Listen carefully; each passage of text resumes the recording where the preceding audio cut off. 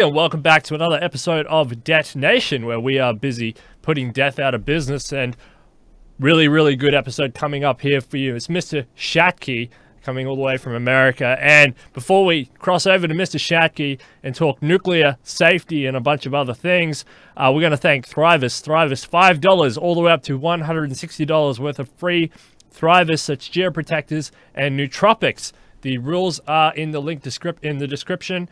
Also, thanks to David Kelly at I Am Transhuman for sponsoring this episode of Debt Nation. Mr. Schattke, I've missed you. I've been trying to get you on the show for a while now. I've really missed you. How are you?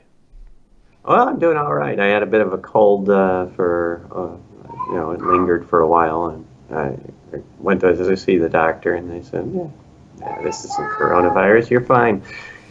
It's been a big mess. They still locked. I can't even get a haircut. They just locked down everything.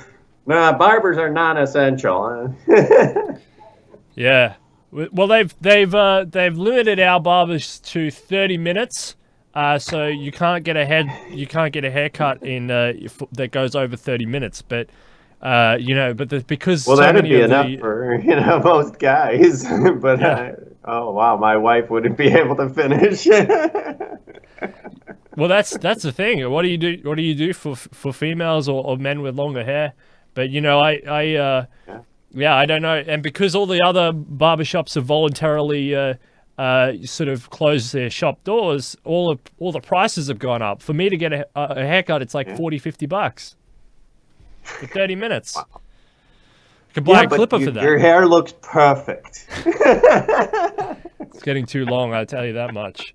Hey, but it's good to hear that you're well and you're safe, that you don't have coronavirus. That's really good. I'm really happy about that. And I'm happy to have you on the show. You know, we got some good news, Mr. Schattke. Some very good news. Crazy Bernie Sanders. He's gone. Finally. We got rid of him. What do you think about that? Well, he didn't have a chance of beating Trump anyway, so it wouldn't have mattered. But it's good that the Democrats have realized full-on communism is a bad tactic. And they basically had to get slapped in the face with a bunch of votes by people who are even bleeding heart liberals saying this is too much. Yeah. So yeah. You're right, and it was too much. By the end of it, there, he was getting too crazy and too full on, and he's weak because he bowed over to Hillary Clinton and he bowed over to Joe Biden, which means that he wouldn't make a very effective president anyway. Because what's he going to do on the international scene or the domestic scene? He would just bow over to whoever's the bigger fish, right?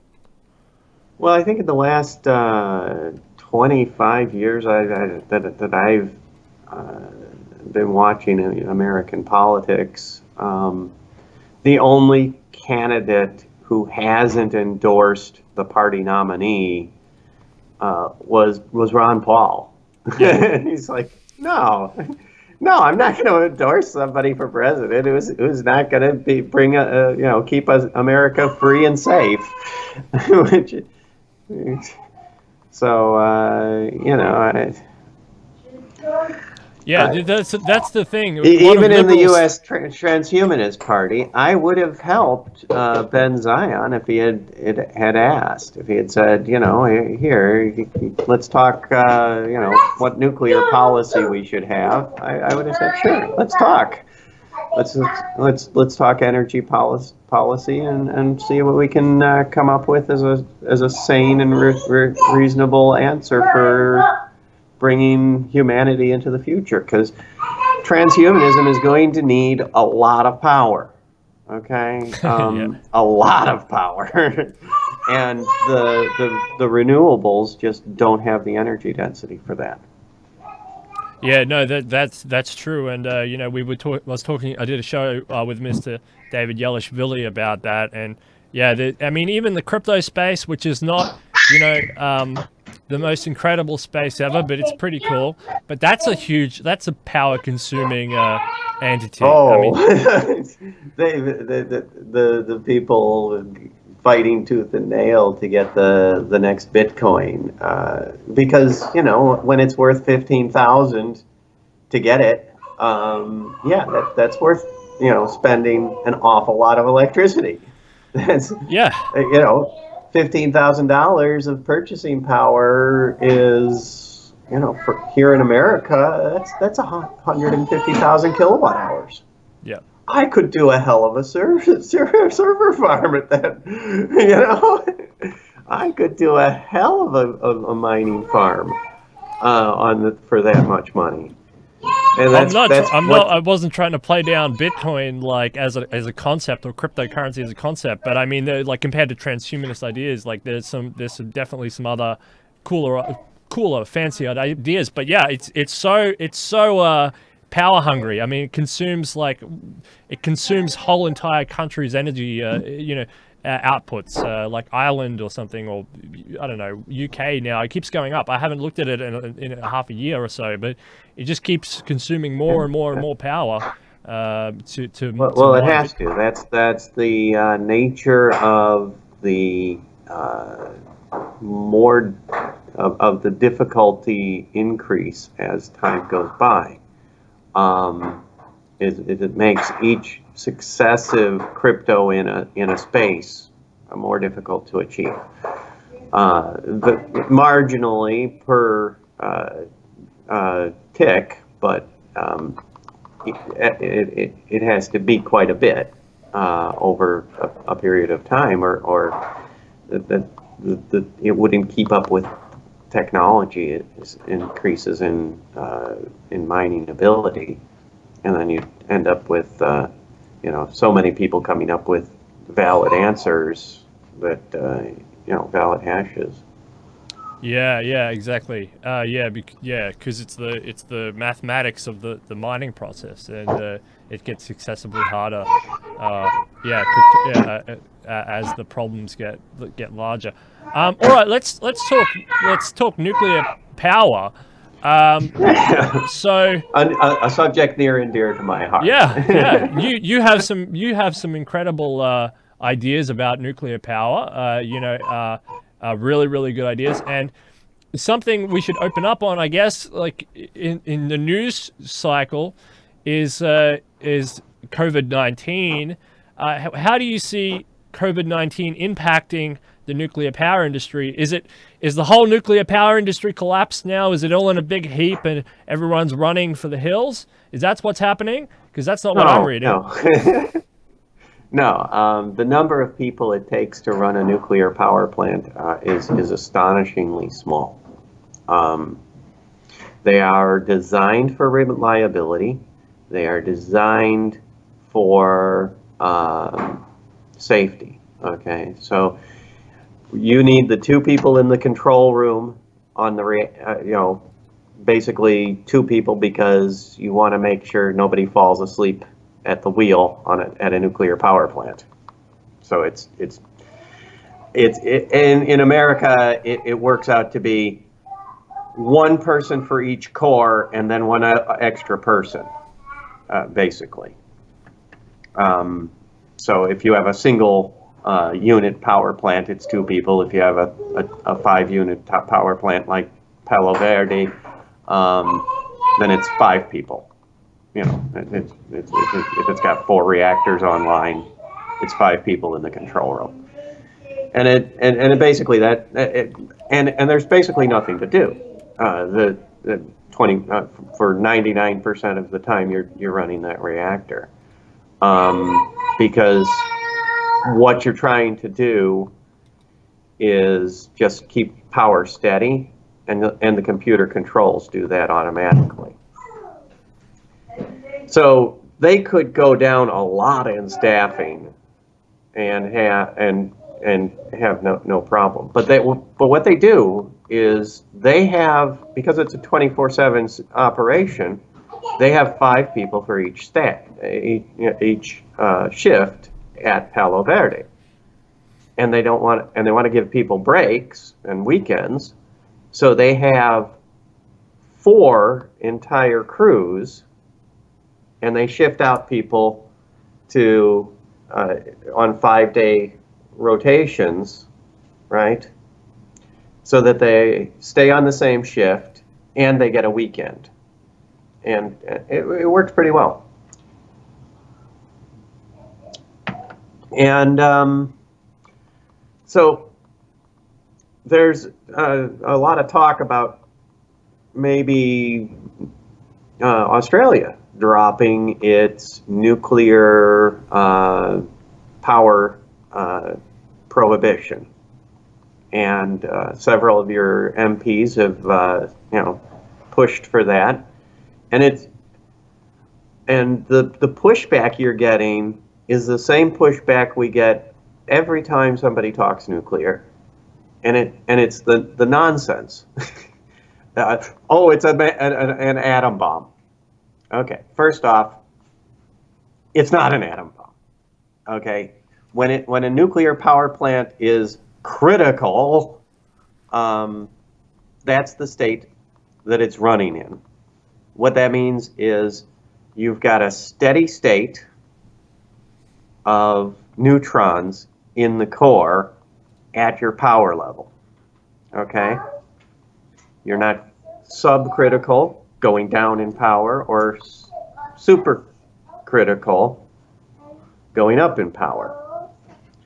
And to get to where a bomb is, you have to be supercritical in the prompt region. Okay?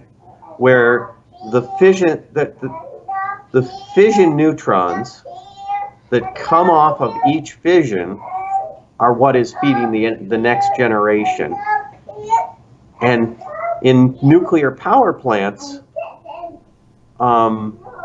it feeds most of them through that prompt fission neutron stuff, but they design it so that those can't ever keep the reaction going all by themselves. It needs to have what's called a delayed neutron fraction. And what these are is some of the fission products, about less than 1%. Okay? When they are unstable in such a way that they give off a neutron as their first decay. Okay? And by having those around, and some of them have long half-lives, like hundreds of seconds, okay? By having those around, it allows you to control the system a lot better, right? Prompt neutrons cross the whole core in a millisecond, okay? So they're going back, they're going out, and they're doing whatever they're going to do within the first tenth of a second, right? Before you can blink your eye. So if we had to rely on prompt neutrons and try to control a prompt critical reaction, we couldn't do it. We would never have had nuclear power. Okay? We would have had atomic bombs, but we would never have had nuclear power. But because there's that delayed neutron fraction, we have an opportunity to control the reaction very effectively and very completely. And in fact, every single reactor in use has trips, where if it gets to be too close, the doubling time gets down below 5 seconds, the system automatically scrams. It just drops in all the control rods and says, no more. You've messed up. You're done. Start over. And so because of this delayed neutron fraction, It's not a bomb. It can't become a bomb. And so you wind up with a completely different set of maximum dangers, okay? Now, the maximum danger for a power plant is destruction of that plant, okay, in such a way that it causes problems. Now, in the West, and in every country but the Soviet Union, we built power plants with what's called a containment structure. And at Fukushima Daiichi, those containment structures are still intact. They had a leak of radiation out of a secondary part attached to the containment structure. At Chernobyl, because they didn't have a containment structure, when they had a catastrophic failure and a meltdown, it released a lot of environmental toxicity. But here's the thing, okay? We are now 25 years after Chernobyl, almost. It was 1986.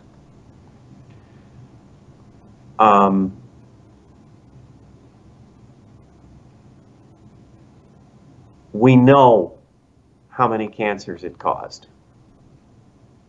And you know what the number is? It wasn't the 2,000 they were guessing with linear no threshold. It was 50.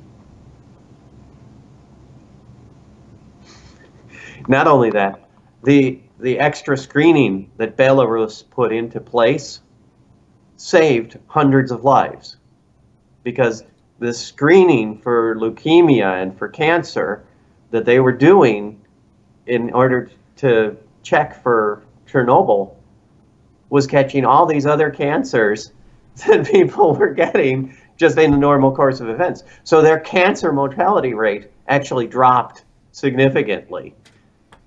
Not only that, there's something called radiation hormesis.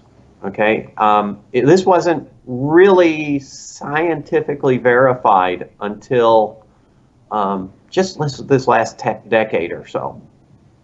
But now they can actually go in and they know exactly how it works, how radiation causes the cell's own damage control systems to kick into gear and fix the cell.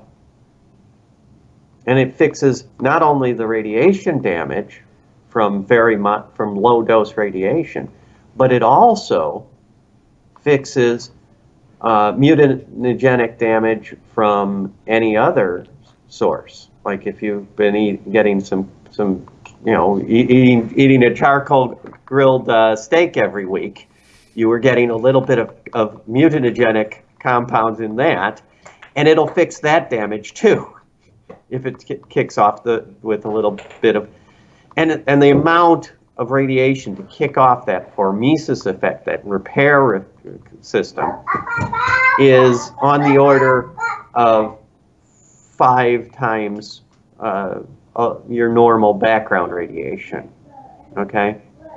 And there are places in the world with background radiations that are that high, okay, normally, like on top of mountains, certain places that are above a load of thorium or uranium ore, things like that.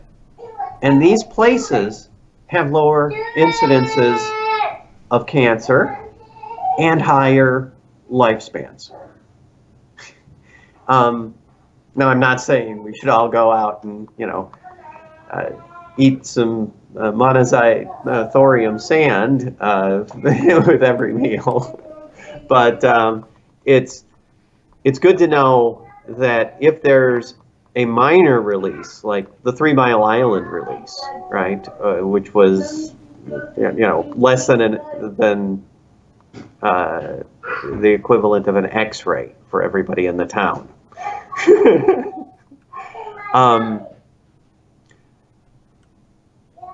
that it actually is like more likely to help you than hurt you.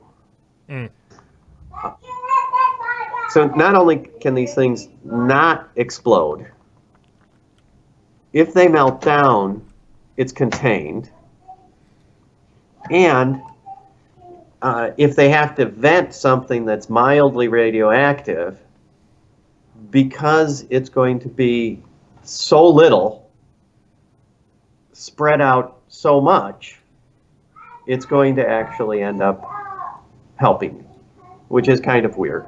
And it's kind of counterintuitive. Yeah, Now, well, yeah, that's very enlightening. And I did security studies at university, and I did nuclear weapons as one of my big study subjects. And I can tell you something, that the nuclear weapons people and the nuclear power people don't cross paths, because it complete fusion and fission are completely different processes, and they don't, it's not a relevant topic. The reason I get excited about nuclear energy is nuclear energy saves lives. It helps promote, advances in medicine. It reduces CO2 output, because it's easy and it's very good to talk about the transition into renewable energies. Hi, how are you? It's easy to talk about the transition into renewable energy, and we all like renewable energy. It's very exciting, but at the same time, it's not a completely relevant subject. It's not a sustainable subject. The power consumption by the world is not going to be offset by renewable energy, and a lot of coal will be in the mix, which is a dirty energy source compared to the potential of nuclear. And as we said, all 442 nuclear plants, according to the IAEA, are still online during a pandemic. So you can have a pandemic, please be quiet, and you can have nuclear power. So I think it's really encouraging. And the Fukushima reactor you mentioned, as devastating as that was, it was an old plant that was just on the verge of being decommissioned anyway, wasn't it? No, they had 6 units on site at Fukushima Daiichi. The first ones were built in the early 70s, 73, 74.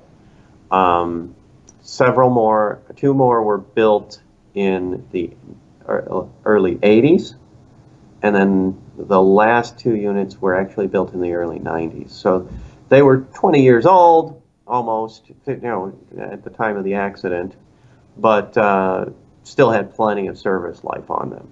So losing Fukushima Daiichi 5 and 6 was really a sad event. So what about when you have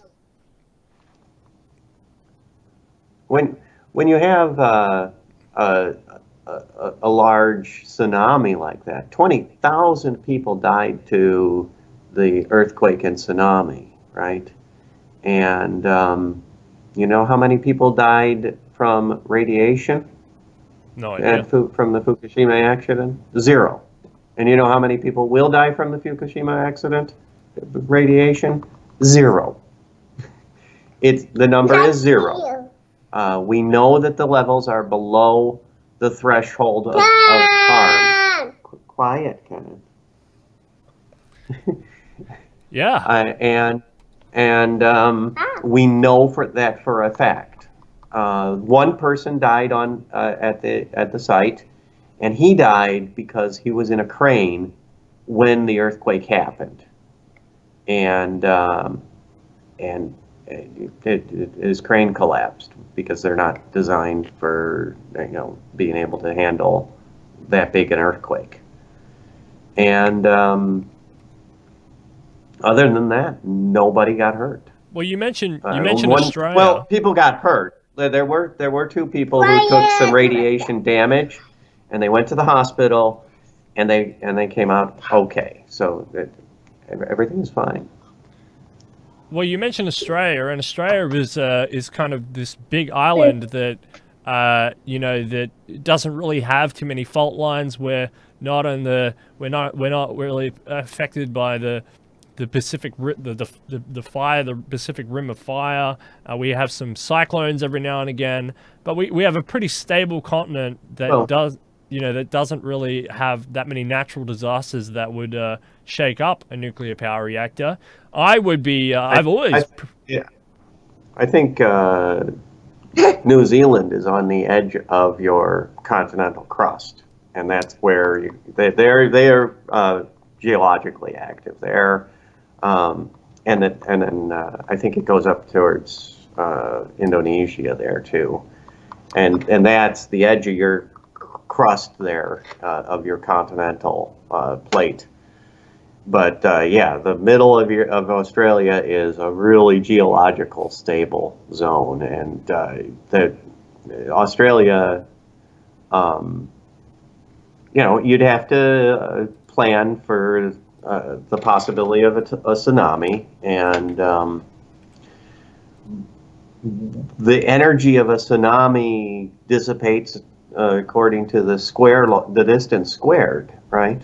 Because it's spreading out in a circle over through the ocean, and the circumference increases. So you end up with, Kenneth, please. You end up with with the focus went out. All right. Anyway, you end up with the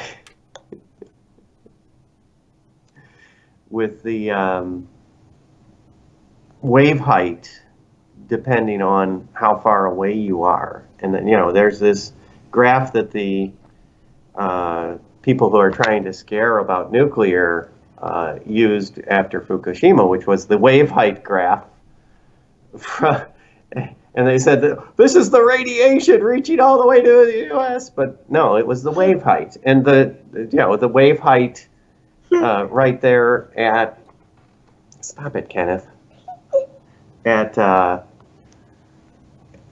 right there in Japan was many meters, but by the time you got even to the Asian coast, up in Kamchatka, the wave height was a couple feet, and then when you hit Alaska, it was a couple inches. And yeah, you could notice a couple inch tsunami wave because there's these really long period waves, but it's not going to hurt anybody at that size. Are you at camera, please? Yeah. And for Australia, I've pretty much always been in the pro nuclear camp, nuclear power camp, and we had just like the Manhattan Project stimulated some testing out there in different parts of the United States. We have our own nuclear, our own atomic testing areas and atomic testing zones. But there's plenty of places here in Australia where we could build nuclear power plants. I don't see. I've never seen the argument really against it. People point to Chernobyl. They point to Fukushima as the terrible children of the nuclear power industry. But again, compared to coal, coal is much more destructive over a longer period of time. Well, and quicker too. Coal, you can do what's so-called clean coal, where you've got scrubbers on the exhaust, and that steals some of the power. You lose some of the power in doing that. And you can take all the particulate out of the air, but even so, the coal plants still are going to cause premature deaths. I mean, on an per terawatt hour produced, nuclear power is the safest ever designed. And the amount of mining processes that it goes into producing coal. Coal, you have to so much mining, and shipping and everything else that goes into producing coal. And there's a lot of effort expended for coal power plants, shipping things across the world and stuff. Whereas uranium is not as complicated a process, and you can get more bang for your buck. Nuclear energy, there's less than 500 plants around the world, and it pushes way above its weight, even though it's in terms of total energy output, always pushing way above its weight. It doesn't get any positive press. You know how big a Coke can is, right? Yep. Your average person's entire lifetime usage of energy could come from a Coke can's worth of uranium. So let's talk about that uranium. So what's the life cycle of nuclear fuel? You dig some uranium out of the ground, you process it, it turns into waste. Yep. What do we do with the waste? Has that it's been answered, right, with reusable rockets? We just blast it off to space. But what do we do with the nuclear waste? No. You don't want to waste that. It's lightly used fuel. Okay? In a first generation plant, okay, they used the readily available fissile material, which is U-235. Okay, CANDU, the RBMKs, these the advanced gas reactors in England. These guys used a moderator that was low absorption, so they could use the natural uranium. Okay, so you didn't have to do any enrichment, which is expensive and time consuming. And the enrichment is what gives you depleted uranium that they used for armor on the M1A1 and for bullets and things. But so here in America, the entire fleet is using enriched uranium, and they usually load each time with additional 5% enriched uranium, which means they have to throw away set aside 10 times as much depleted uranium as they put into the reactor. So if they load 30 tons into a reactor, they have to set aside 300 tons of depleted uranium that they can't really use anymore. Well, when it comes out of the reactor, from one of these light water reactors, it's actually got more fissile in it than the feedstock that they use to start up from anyway, right? So France is doing this, and they do 2 recycles where they go in and they clean out all the fission products, grab the uranium, grab the plutonium, mix the plutonium with additional uranium, use the uranium out of the fuel elements as feedstock, and then they have less loss to depleted uranium, and they end up with using another 5% of the fuel. But it's still not fully used. There's a technology called a breeder reactor that takes the depleted uranium, okay, and makes fissile from it. And it can take an additional material called thorium, which is another element 2 below uranium, and it can make that into fissile in a breeder reactor. And this way, we have enough known reserves of uranium that even in a once-through fuel cycle, we could last 400 years. Wow. Okay? If we did a closed fuel cycle, which can be done at any time, because all that uranium and plutonium is still sitting in those used fuel elements and can be picked up at any time, reprocessed and used hundreds of years into the future if we need to. And that reprocessing would extend the 400 years to 1,000 years. Okay? Wow. So breeder reactors are giving... Now, no. It gets even better. Because the breeder reactor can take all of that and use every bit of it. So instead of using 5 or 10%, we're using 100%. Because we breed all the U-238, which we've thrown away, 300 tons for every 30 tons we load into the reactor every 18 months. All of that we can put into a breeder reactor and make fission fuel out of it. Every last kilogram. And so when you have breeder reactors, you take the lifetime that we know we have uranium for, and it goes to 10,000 years. And that's without it finding a single additional source of uranium.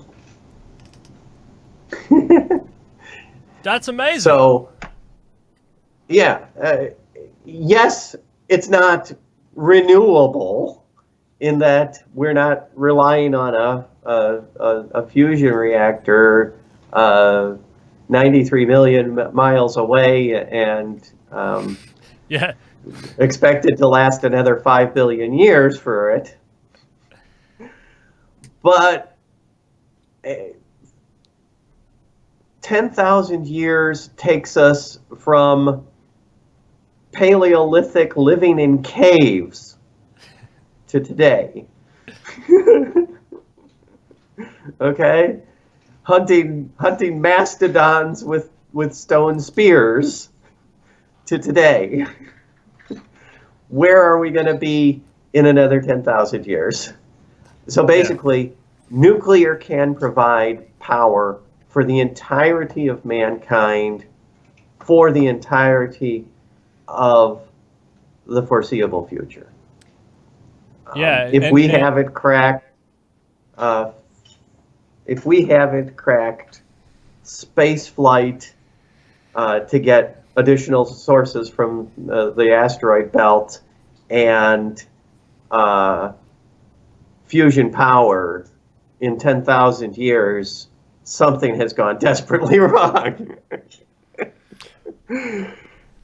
What's the, this is amazing news. Breeder reactors this is amazing, and where is the pushback? Where do you see the pushback on nuclear power? I mean, you look at Germany and they're shutting down nuclear power. Where's the pushback, and how will we get people excited about nuclear energy? Is it going to come from the environmental people?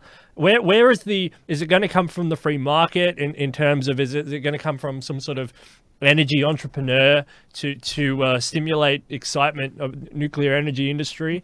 Or is it going to be a technological breakthrough, or is it going to be general consciousness on issues that you're talking about, like breeder reactors and nuclear safety? How are we going to get people excited about nuclear energy? Well, the problem is that there's been a concerted, well-organized, well-funded campaign against nuclear. It started in the 60s and was funded by coal and oil to start with. And they bought they bought Greenpeace. They basically bought Greenpeace and bought the Sierra Club to be these environmentalist groups to be anti-nuke. And the founder of Greenpeace, one of the founders of Greenpeace said, I left. They tried to do this, and I left. I wouldn't have anything to do with it. And he said, I left him. I was like, no, I'm not going to do this. But they took the money and they went with it. So we know exactly what happened. And we know, and they're using the same playbook to this day. It can turn into a bomb. There's no way to deal with the waste safely, and it's always going to be a problem. No.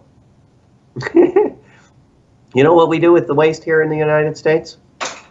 Because they still haven't opened out Yucca Mountain, even though it's been in the law that they needed to have a repository since 1992 or something, right? So for 30 years nearly, they've had this law that they were supposed to, open a repository to put all the spent nuclear fuel in. You know what we do? Bury it in the ground. We have something called a dry cask. Okay? And because these fuel elements are about 9 inches square, 9 inches, right? But 12 feet long, 4 meters long, right? It's kind of unwieldy to deal with. So what they do is they take them out and they put them in these, 5 meter tall concrete casks, strong enough to have a plane crash into them and not hurt them. And they load the elements in there. Just after a few years, they're cool enough. You don't need to even have them in the spent fuel pool anymore. There's no need. There's no heat dissipation to speak of. And they put them in there and just stack these just line these casks up on a concrete pad, basically like a parking lot. It sounds like they're just sitting there. It sounds like in America you have the plane graveyard. It's the same equivalent. It's just the nuclear fuel graveyard of potential. If you run, its potentiality is massive. All of that is potential fuel. And I really, had they put it into a sealed underground storage, I would have been dismayed. There are people saying that we should downblend the pure U-233 that they did at the national labs, and I'm like, no, that's an incredibly valuable resource. You've spent a lot of time and energy making that, and you don't want to introduce additional entropy into it at this point.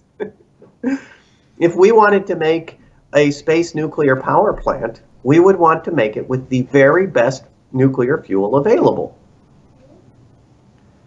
The safest, most controllable, most breedable nuclear fuel. And that would be taking the pure U-233 and adding thorium to make it a breeder reactor, and giving us a space nuclear power plant which could last for 10,000 years, which could run, which could do its own fuel for 10,000 years into the future. If we're going to have interstellar flight, if we're going to reach another star, we need a power plant like that. Okay? Barring some crazy ability to make antimatter, to create fusion, which we have no idea how to actually reach positive power in fusion. Barring those unforeseen additions, that is the way to make another star, to get to the human race out of the cradle, is a breeder reactor powering a very highly efficient ion engine and raising your specific impulse to a really high level, and then you can have the mass fraction needed to do your deceleration. See, the big problem when we're here in the solar system, we can imagine making great big power lasers, right? And shining them at a departing starship, and it gets all of its power from some ground-based system that uses a lot of power. And so what if it's only a little bit efficient, right? We can put a lot of power off of a ground station or asteroid stations or whatever to power the launch phase. But powering the deceleration has to be done by the ship that's there. And so that's why we need the big power plant that's going to last for that many years. Because what it'll do is it'll accelerate off of with high power from the Earth, but then it has to go to onboard power for deceleration and be able to decelerate to reach its destination. Now it still needs to have its fuel fraction, but yeah, barring any super advanced time warp, time craziness, fusion, yeah, that's super interesting, and what I really hope Australia takes it seriously. I'd love to see nuclear power here in Australia. The marijuana industry is slowly winning against big tobacco and against, so maybe the same thing. Maybe, big oil and big coal, eventually will start to crumble to the insurgent player, just like marijuana, hemp did. It's funny. I saw an ad by BP about how clean energy relies on gas, and BP is ready to provide that gas. Well, that's what happens. Okay, these are unreliable power sources. Yeah. Right. And it's stupid. It's inefficient. It's so inefficient. And it showed over the past 20 years us going from basically the only shift was oil shifting to being shifted to gas and renewables, which usually is actually wind and solar and hydro. Oh, they call you renewable. And then they also toss in biofuel in order to pump the numbers up, because that's the only base load that they can do in the green energy mix. It is basically wood pellet power plants. It's funny.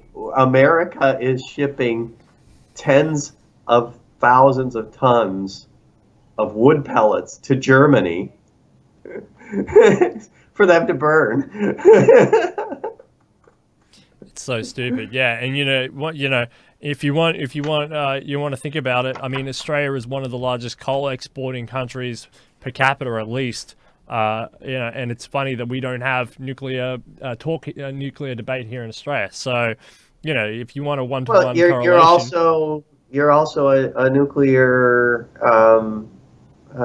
fuel producer. You produce a lot of the yellow cake on the world market, and there's no reason that you shouldn't be using that yellow cake internally to make power. And if you didn't want to set up anything like a weapons production plant, and you didn't want to set up a cyclotron system to not a cyclotron, a centrifugal enrichment plant,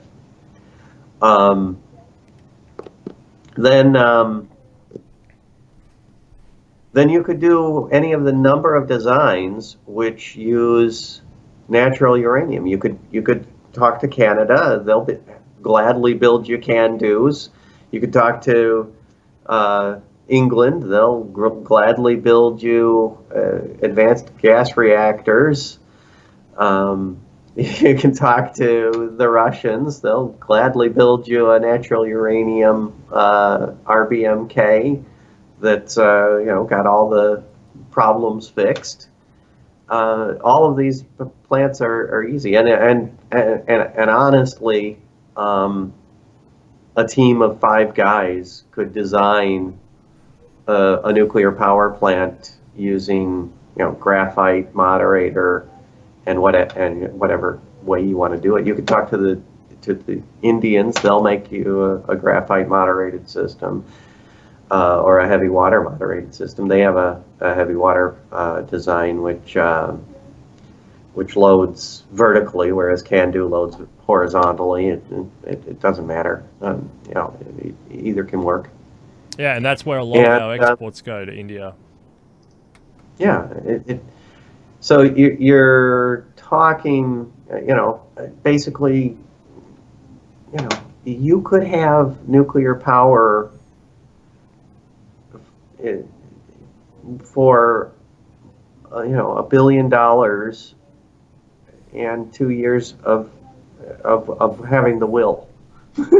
I'll have to find the nuclear lobby here in Australia and find it. I know some of the political advocates for nuclear energy, especially the Taxpayers Alliance and some of these other lobby groups. So I will have to talk to them, and because most of these people are on the free market side. But I tell you what, in line with the propaganda element from big coal and big pharma and not big pharma, big coal, big energy, some of these lobby groups are funded by big oil, big coal. Gina Reinhart being at the center of that. And I know for a fact that they don't like nuclear, even though they're very pro-free market. So it becomes a very awkward conversation when you're talking about lowering taxes, and they're all gung-ho, and they're all gung-ho for the energy, coal export and free market, blah, blah, blah. You get to nuclear, and they shut the hell up. There is one guy who has come on this show. He was right in the middle of that organization, Schattke, way back on one of the very first shows I did, Schattke, and he knows the dirty heart, the dirty secret at the very core of that rot. And he actually he's been expelled pretty much for his pro-nuclear stance, and he's now in America doing stuff with Americans on this issue. And you're not wrong. You're right. There is a conspiracy against nuclear, and it comes from big coal. And I'm gonna call her out. It's groups funded by Gina Reinhart. And if you don't know who that is, you should probably Google that. All right. Well, cool. Well, let's talk about the free market actually. So, you wanted to talk about economics in the free market. We have a beautiful example of how government has messed up healthcare here in the United States with the COVID-19 So what's happened? debacle. How do you see it? Okay. Well, several things have gone on. The first thing that happened was for many months, from all the way into March, the CDC would not allow any other lab to do a PCR test for coronavirus on threat of having their license pulled. Okay? They would not allow a sample set of flu swabs from earlier in the season to be tested for coronavirus. The researcher had all of the swabs, had the PCR time, could have run them all, and could have said, oh, well, we knew that, yeah, this has been in this, and so we could have known. We could know now. She could go back and do it still. But she's been threatened with having her license pulled as a doctor, threatening to ruin her entire life career if she does this. And it's insane. And we need to know. You know, we're going out and we're finding, we've tested now in America over 3.5 million people, and 600,000 of them have turned up with coronavirus. Now that we've got a quick test, we can do that sort of thing. And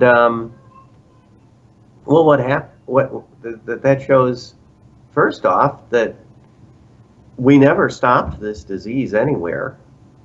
We never even slowed down its spread, because there was obviously a lot of this disease in the population being transmitted around in people who didn't have any symptoms. And then they found the same thing in Hong Kong. Lots of people who had the disease, who had PCR confirmed. They ran the DNA or the RNA strains in the virus, and they found it to be this match to this COVID-19. And but they never had any known contact, which means they had contact with somebody who was a silent carrier, right? Long before any of these travel bans or anything like that went into effect. This virus has been in the wild longer than people know. And what happens? Well, in a wintertime temperate zone, people congregate together more. People don't get outside as much, and they have other stressors like dry air, drying out the nasal passages. And what this does is it allows the virus to get into their nasal passages when it wouldn't normally during the summertime when there's lots more humidity. Okay? That's why the wintertime is flu season. And when it gets to spring, it stops.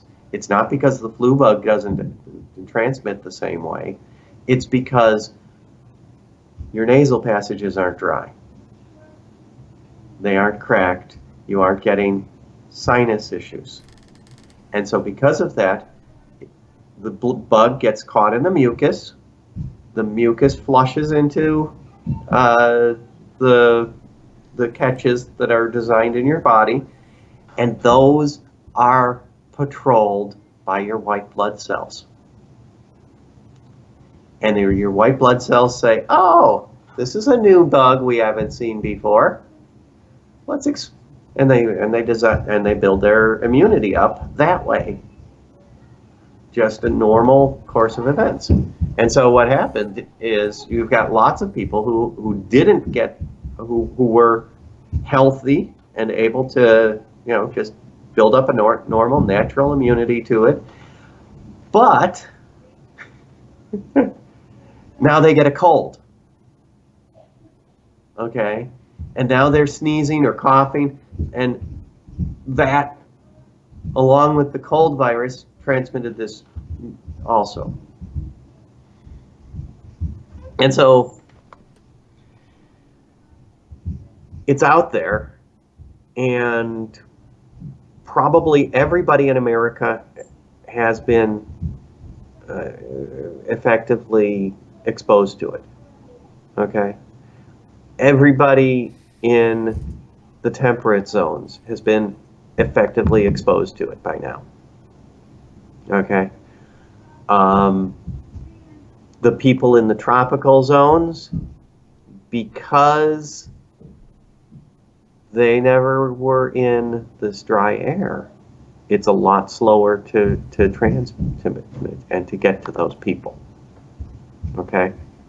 Now, people with pre-existing conditions are going to have some real problems.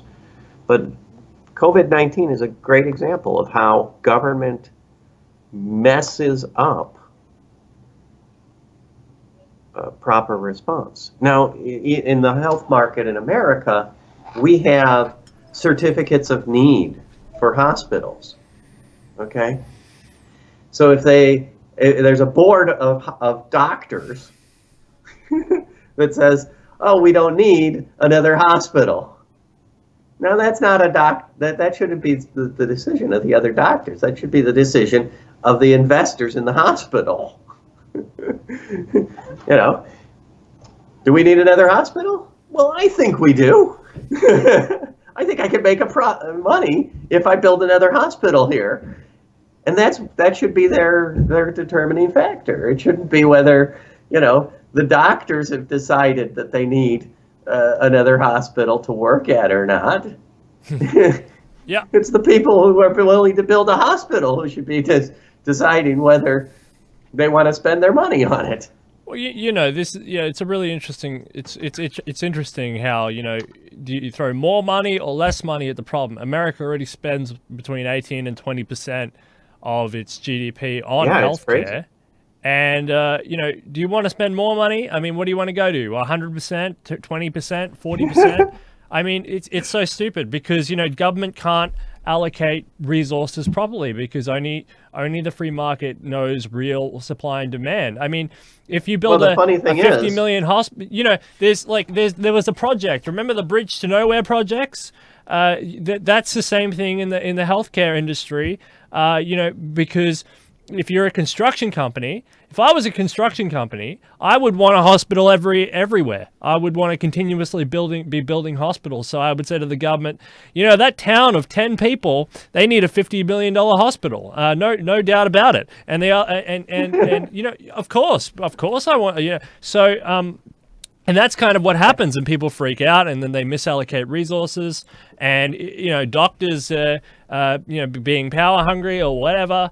There's misallocation there, and it's only the free market that can find the supply and the demand side and build adequate sized hospitals for adequate sized demographic factors. And if the demand shrinks, well then the supply shrinks as well. And that's a very simple concept that Americans just can't seem to comprehend because they have this fixation, and we're seeing a slip of. I'm watching America slip into a form of apathy with socialism, with a socialist idea where they say sort of a little bit of socialism is okay in certain areas.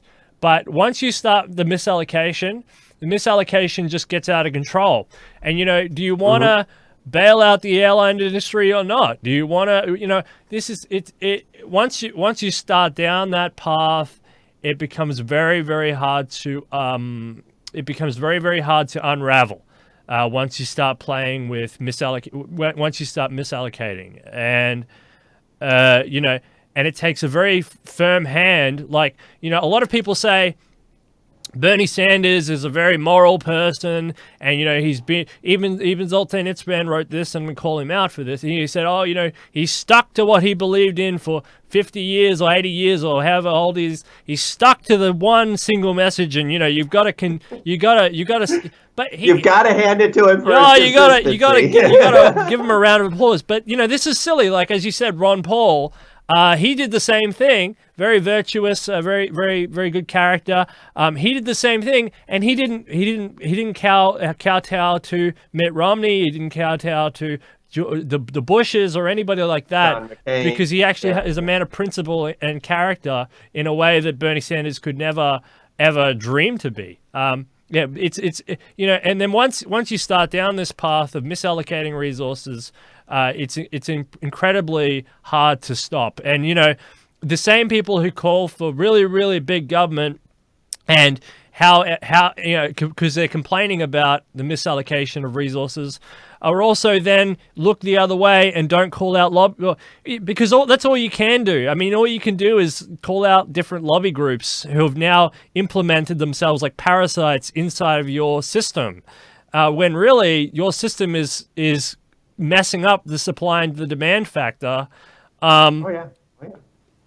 It's so stupid, man. I'm so sick of it. And America is supposed to be this place where they're supposed to be have this revolutionary spirit of freedom and economic freedom. They're not supposed to be, you know, they're supposed to be defending freedom of speech. Man. You know, it's I got into a fight with this on Facebook. You know, I said there was an article that said Americans are happy to hand over their civil liberties, such as freedom of speech, you know, to combat coronavirus. And all I said was, that's so silly. You're never supposed to. Did the founding fathers say in America, oh, you know, every time there's a crisis, make sure you hand over some of the freedoms that we gave you and trade them away for security? I think they said that. I think that's what they said. It's you know, this is so stupid. You're not supposed to trade off your security for your liberty. You're supposed to be the beacon of liberty around the world. And if you're in a competition with China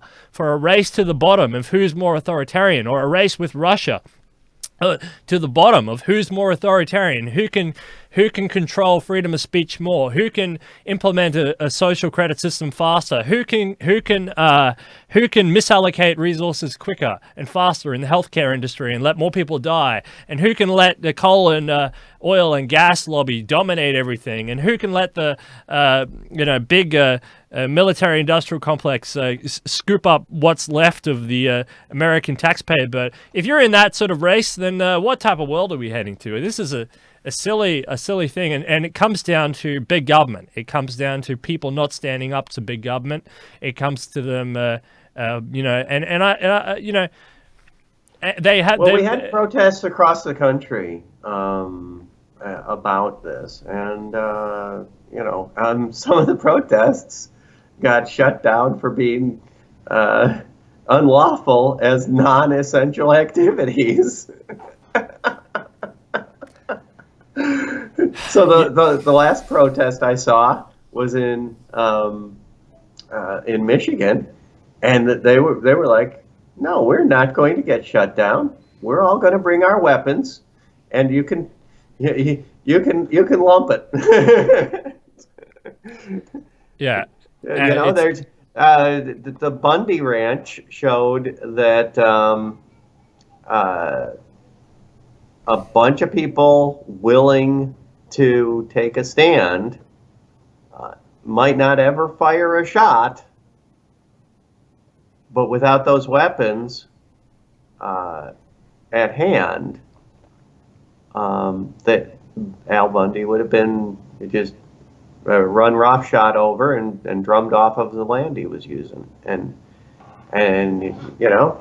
You know what I get so upset about when I see Americans selling down their constitutional rights and their Second Amendment and their Fourth Amendment especially, but I live in Australia. Do you know I don't have a Bill of Rights? I don't have one. I'm not Yep. technically allowed. I'm not allowed to speak how I want. I'm not. I rely on the government totally not to bring in a law that says you can't say this or that, or that they don't even retrospectively said something. So I say something against someone in my country, and they might bring in a law that says, oh, anything you ever said against that person, even retrospectively, you're going to jail for. So I don't have a Bill of Rights. So when I get cranky at Americans selling away their civil liberties like it's toilet paper or something, flushing it down the tube, it's because you actually have something to defend. I don't even have something to. I can't even defend it. So America sets the tone for the rest of the world. Thousands of people died to set us free of ex post facto laws, and to give us the right to bear arms, and to give us the freedom of speech that we have. And these people are like, tread on me harder, step harder, step harder. I don't even have those rights. So, I'd actually have to go into a revolutionary mode to get those rights. You guys have those rights, and you're flushing them down the toilet. And, it's really sad to see. And you fought a Cold War. You aimed nukes at each other to defend those rights. You've been to lots and lots of wars over the time to defend those rights. And I mean, just to say, oh, I'm scared of coronavirus, have some more of my rights and liberties is just a real shame. And it's, if you want to live in a pseudo communist sludge pool of a state, I mean, that's fine. Go and live in a pseudo communist sludge pool of a state, but don't do it in America, which is the only beacon that sets the tempo for the rest of the developed world and the rest of the West. Because if it falls there, it falls everywhere. And you're really selling out the rest of the global population. You've got to be aligned with free market principles. You've got to be aligned with freedom of speech. You've got to be aligned with your Second Amendment rights. You've got to be aligned with the fundamentals of freedom and everything that the American project was built upon. Because this is only a young idea, because neo-feudalism is coming, and you asked for neo-feudalism, you have to know how to navigate your way through neo-feudalism. Feudalism is a very, very old concept, people, okay? It goes on forever. It's where the feudal lords rule over you from the top, and they swoop down and they crush you, and they give you birdseed to eat, it's not exactly fun. And maybe some of us might know how to transition through it, but it's actually the people who say tread on me harder will get hit the most, because they don't realize what they're saying. They don't know what it's like in Eastern Europe. They don't know what it was like under communist ideas. They don't know what it's like in Venezuela. They see this on TV, and they for some reason they think that's somehow a better system of living. It's not. It's horrible. It's destructive, and you're selling out the whole rest of the world. It's I don't know. I don't get it, and that's why I'm happy Bernie Sanders is gone, because at least that buys a little bit of reprieve. Well, there was a hilarious thing this week.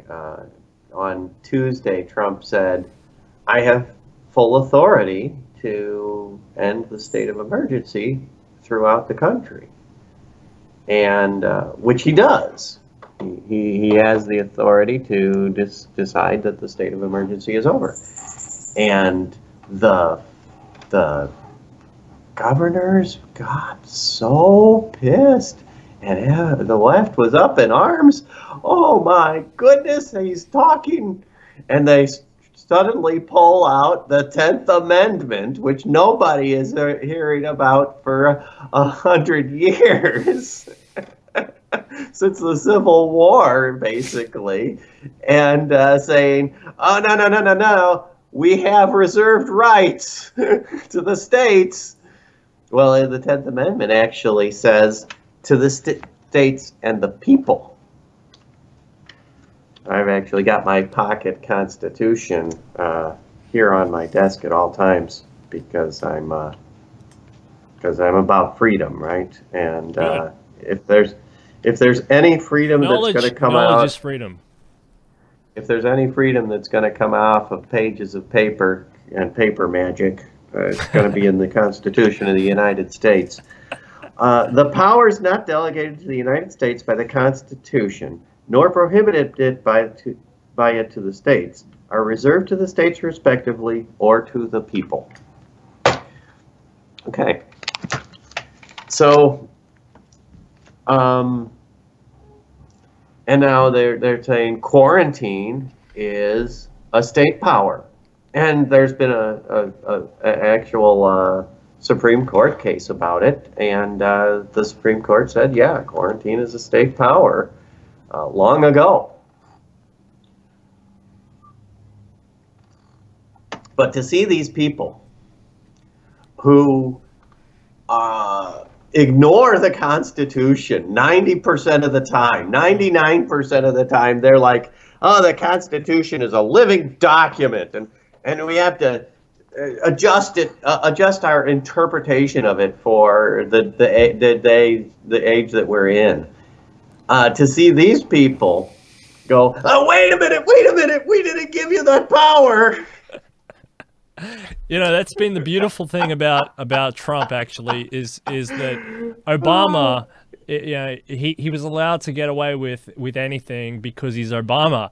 But now Trump, he's actually, you know, Ron Paul is a scholar, a gentleman and a scholar, and he tried to educate America on the founding fathers and on the Constitution. And suddenly Donald Trump, who has done more than Ron Paul ever could in 50 years of service, to teach them. You know, I'm reading Bloomberg, I'm reading MSNBC, I'm reading mainstream media, and I'm reading about the Constitution for the first time in my life, and it's because they're upset that Trump is doing something, or that he could do something. And you know, and it's funny because, you know, the ignorance of the general population or the mainstream media about the Constitution. It's funny because Trump says, I have the power and the authority to fire Jerome Powell over at the Federal Reserve. And everyone goes, wait, what? And they didn't even know. And then, you know, and Trump just says, I have the power. And I think it's hilarious because he probably knows he doesn't, because he's trying to wake up America to the fact that they're... Well, no. The Emergency Powers Act is awfully broad, okay?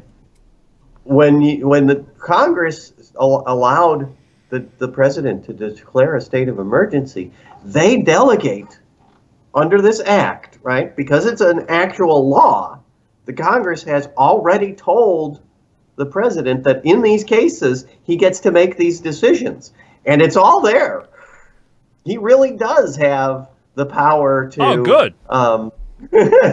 I didn't know he actually did have the power. He can do, and he can. He can. That's all in the Emergency Power Act, all given to him by the Congress. And now they're just like, oh, did we leave that in there? All right. That's good to hear. That's the best news I heard all day. I mean, apart from the burrito, that's fascinating. You know, so what did he do? So on Tuesday, he said, I've got the power to declare the state of emergency over.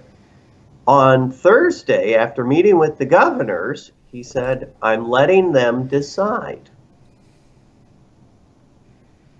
Yeah. He did not abrogate that power. He just decided not to exercise it. And actually, there's a big difference between not having the power and deciding not to use the power. Okay, when there have been a number of things where, you know, it's a clearly unconstitutional act that's been granted as a power to some by some law, and the president has said, "Oh, I'm not going to use that power." But I don't want to ruin this bill by vetoing it over this one clause. So, but then it's there in the books. and it's sitting there waiting to be used. And I know liberals and Democrats and stuff, they don't really like to talk about the Constitution unless it suits them. But I have been saying since I was a very big supporter of Ron Paul in 2008. And I'm open about that. Very, very big supporter. Running around in Australia with Ron Paul signs. And one of the big reasons, the things that scared me, even as a teenager kid, was I remember just thinking, wow, if you could give if you can give these people this power, what if one day a bad person becomes president? I mean, they're going to use this power in a really bad way. And it's funny to watch liberals and Democrats who were very happy to give power away to Obama then realize what they'd done when it got to Trump. And that's what we were saying. It doesn't matter who's in the seat. You want to be on the side of freedom and liberty and limited government, because do you really want to trust a person, whether that be Hillary or Trump or Obama, with all that power? There are two questions I think everybody should ask when they are saying there ought to be a law or we ought to do this. First, is it worth killing people over? Because every single law is backed up by force. You impose a tax. Is it worth killing somebody over that? You impose a $50 fine for jaywalking. Is it worth killing that person for jaywalking? If it's not, don't make it a law. Because if somebody is jaywalking and a cop starts the interaction and he doesn't get along with that cop 100%, that cop's going to shoot him. And that doesn't matter if it's in America or if it's in Australia or if it's in Zimbabwe, Rhodesia. That's how a law works.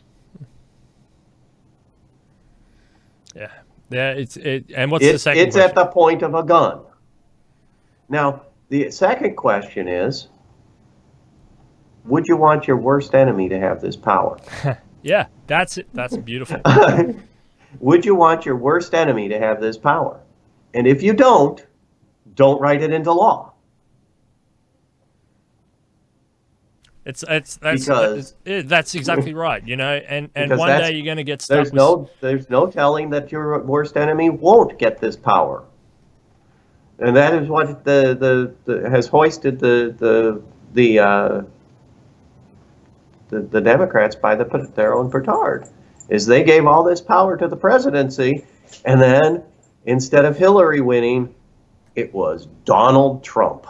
The one man that they were trying so hard to keep from doing anything, right? And Donald Trump, for whatever people think of him, he's not the worst person that could be the president, and that's the point that I'm trying. That's partly why I support him, to teach him a lesson that if you really Hitler or Stalin. Hitler was born out of a democracy, and I think this is a historical point. You give somebody power, and then they can misuse and abuse it to the point of dismantling your own democracy. And I think this is what Americans are learning. The more statist that they want to become, the more they're going to have to worry about the person in charge. So why don't you just go back to your Constitution, reread it, reread the vision of the founders, and start to learn that freedom and a smaller state and adherence to more natural law embedded in freedom, and not just pieces of paper, but the pieces of paper. You know who was the last rich president? You know who our last rich president was? Depends what you mean by rich. But JFK was John F. Kennedy. Very rich family. His family was very rich. He did not have to hurt for anything, and he was not viable. And the CIA killed him for it because he wanted to. Yeah, we don't know what exactly was going on behind the scenes, but the CIA certainly killed him. There's no doubt about that now. Trump released the documents on it, and it's all laid out. It's almost like you could almost work out the plans and the names of the people who did it. So. Wow. Yeah. So, and Trump has been hammering on the international child trafficking rings. Thousands of arrests. You think, well, how many people could be involved in pedo porn and shit like that? And it's thousands and thousands and high up. I mean, in his first year, they caught guys, who were, in the state's attorney's offices and in the Pentagon, and it's just, what? Well, you know that if this stuff is going to be available, it's the same thing with the drug trade. You know that there's some dirty people in the government, and that they've got to be the ones protecting the transit routes so that this stuff can come in at these volumes. Because it's one thing to bring in a pocket full of pot from Mexico, from Acapulco. It's another thing entirely to ship in pot for an entire city by the truckload. That truck had to get passed at the border without being checked. Yeah, don't people learn from the Prohibition era of the United States, when everyone was getting paid off and the mafia was running it and there was corrupt senators, and now it's entertainment for them, but actually that's happening in real time. It's not like any of that went away. Every time you ban something, there's a black market on the other side. So it's not really entertainment. It's just a documentary of what's happening now underneath the rainbow. So, yeah. Mr. Schattke, I really, really enjoyed talking to you. Thank you so much. Well, it's been good talking with you too.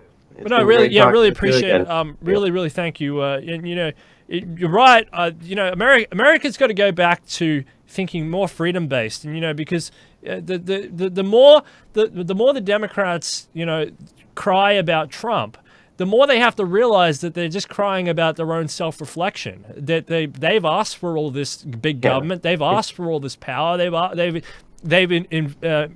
handed over to the executive by ignoring the Constitution. They've handed the executive all this stuff, and now it's biting them. And again, Trump isn't the worst person that could be in power. It could be a lot worse people. History proves that there are worse people than Donald Trump. Which, if you're a Democrat and you're like, Trump's the worst thing that ever happened to the world, this is a fallacy. There are much worse people. So why don't you wake up and you go back to your own Constitution, which they're slowly going. They're slowly going. Like you said, 10th Amendment. What the hell is all this about? So whatever. But and if you don't, you're just going to be in this race to the bottom of full authoritarianism. And what will America have to brag about then? It's not going to be that's not economically viable. It's not socially viable. It's not. It's not one viable of the things that we're seeing economically with this massive shutdown, first in China and then throughout the rest of the world, is we had a big bubble. We had a huge market bubble going on. Mass allocation based upon the debt, but based upon ultra low interest rates, and focusing on things which weren't actual production.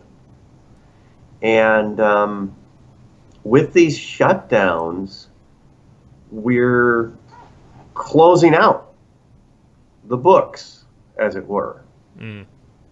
It's unraveling. It's unwinding. And so we're handling it in a way that's going to be that could come back to proper allocation of resources if they would do the right thing, right? If they normalize interest rates before opening up, if they drop the subsidies before opening up, well, then the people that decide to restaff will decide to restaff based upon an entirely new set of better market indicators. Market indicators, right? They won't restaff based upon the fallacies. They'll restaff based upon what they have on the table when they come back and start up again, right? So right now we're seeing a whole bunch of reorganization in order to fulfill medical device needs and medical supply needs that are above normal. And so we've seen a lot of companies saying, we got hosed when a totalitarian state decided to shut everything down. And we're not going to have that happen again. We're going to move out of totalitarian states, or at least diversify among the slave labor states. And so that we can, have a little bit of protection against this. And because, the first thing that happened in late January was, all the economics people were saying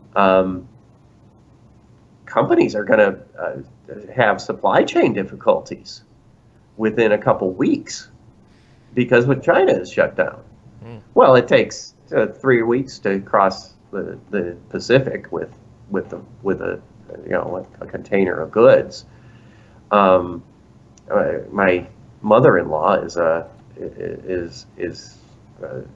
international procurer for a textile company here in St. Louis, and she was like, we're not getting anything out of China, so we're shipping, we're switching to the Indian suppliers and the Bangladesh and Indonesia, and it messes with our stuff. But with the trade war, we were already looking at other places to get stuff anyway. So we're set. But what about people who single sourced? They got hosed. They got hosed bad. Yeah, absolutely. All right. Well, thanks, Mr. Schattke. Really, really appreciate coming back on.